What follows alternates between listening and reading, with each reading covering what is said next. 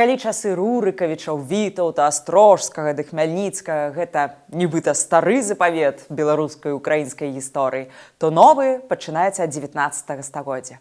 Акурат ад Шаўчэнкі і Багушевіча, якія на ўвесь голас заявілі пра беларусаў і украінцаў. Не толькі пра іх існаванне, але таксама пра іх правы і пра іх свабоды. З вами Катерина Водоносова ў серыі перадач ад кампаніі «Будзьма беларусамі» пра беларуска-украінскую гісторыю «Трызуб і пагоня». Тут мы разбираем простыя, папулярныя, а часам складаныя і дыскусійныя моманты нашай сумеснай гісторыі. 19 стагоддзе ў еўрапейскай гісторыі час нацыяў. Што гэта значыць? Калі раней нашыя продкі былі падданымі таго ці іншага манарха, свабоднымі людзьмі ці прыгоннымі, праваслаўнымі, уніятамі, каталікамі, то зараз упершыню, незалежна ад маёмаснага стану ці рэлігіі, яны змаглі асэнсаваць сябе беларусамі ці украінцамі. Невыпадкова вясна народаў ва ўсходняй Еўропе супадае з вызваленнем ад прыгону. У Аўстра-Вугорчыне гэта 1848, у Расійскай імперыі 1861 год. Нашыя нацыі гісторыкі часта называюць сялянскімі, бо эліты на той момант найчасцей адносілі сябе да больш рэспектабельных праектаў рускага, польскага, нямецкага. Носьбітам нацыянальнай мовы і традыцыяў апынуліся акурат сяляне, якім адмена прыгону дала змогу нарэшце расправіць плечы. Але сяляне – гэта сацыяльны пласт, які яшчэ спаў у палітычным і сацыяльным сэнсе. Патрэбныя былі будзіцелі.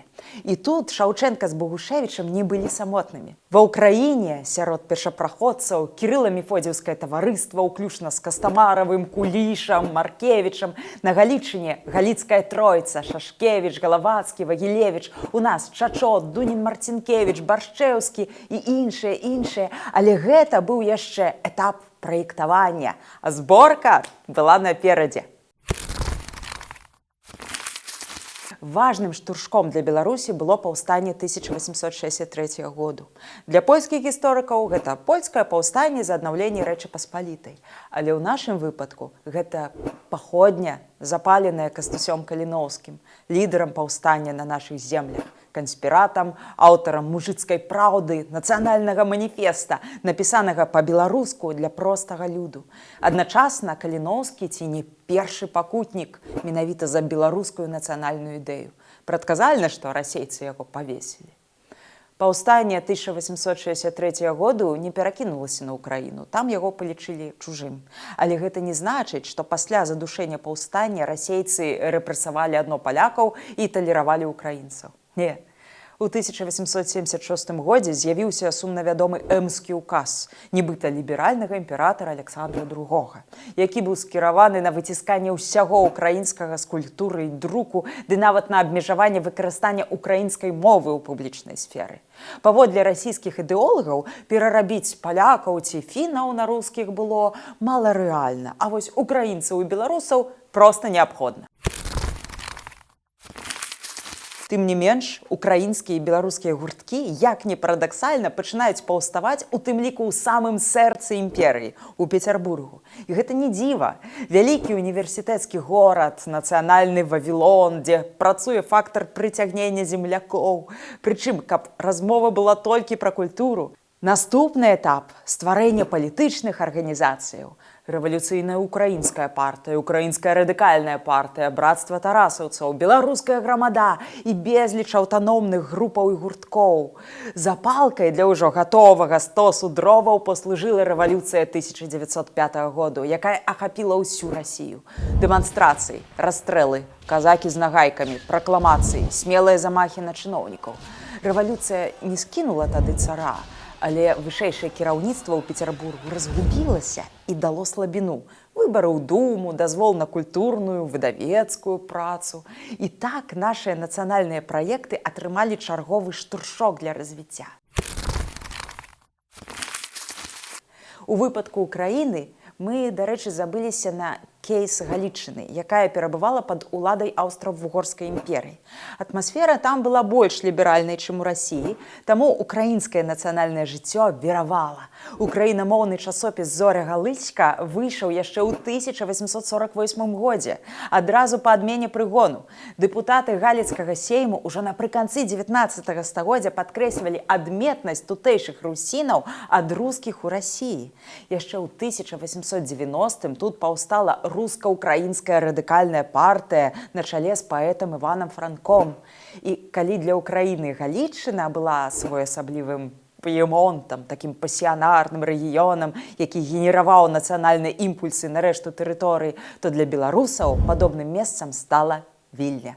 Менавіта тут, у 1906 годзе, паўстала газета «Наша Ніва». Спачатку як друкаваны орган беларускай сацыялістычнай грамады, а пазней як цэнтр, вакол якога круцілася ўсё беларускае. Паэты, пісьменнікі, палітыкі, грамадскія дзеячы. І важна, што калі мы кажам пра паўстанне нацыяў, то універсальным маркерам свой-чужы і ў беларусаў, і ва ўкраінцаў стала мова.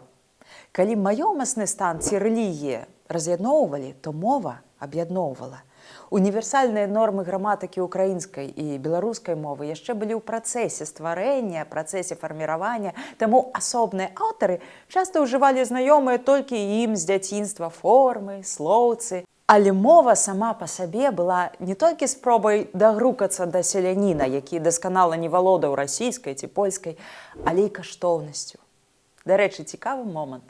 Яшчэ на досведку ўсіх гэтых працэсаў, што ва ўкраінцаў, што ў беларусаў, трывала дыскусія, датычная алфавіту. На Галічыне цалкам сур'ёзна разглядалася опцыя украінскай ці русінскай лацінкі, а наша Ніва ад пачатку выдавалася і кірыліцай, і лацінкай паралельна. І калі ва ўкраіне кірылічны алфавіт перамог амаль адразу і адназначна, то ў заходняй Беларусі нацыянальныя выданні выходзілі лацінкай ажно да 40-х гадоў. Мы не ведаем, у якім кірунку пайшлі б працэсы беларускага і украінскага нацыянальнага адраджэння ў межах імперыі і як надоўга яны б зацягнуліся, каб не пачатак Першай сусветнай вайны, якая ўсё змяніла. Мабілізацыя, змацненне цэнзуры, рух велізарных масаў насельніцтва, кроў, разбурэнні. І ўсё гэта паскорыла падзенне Расіі і дало нашым народам шанец на здабыццё ўласных дзяржаў. Але пра гэта ў наступнай серыі.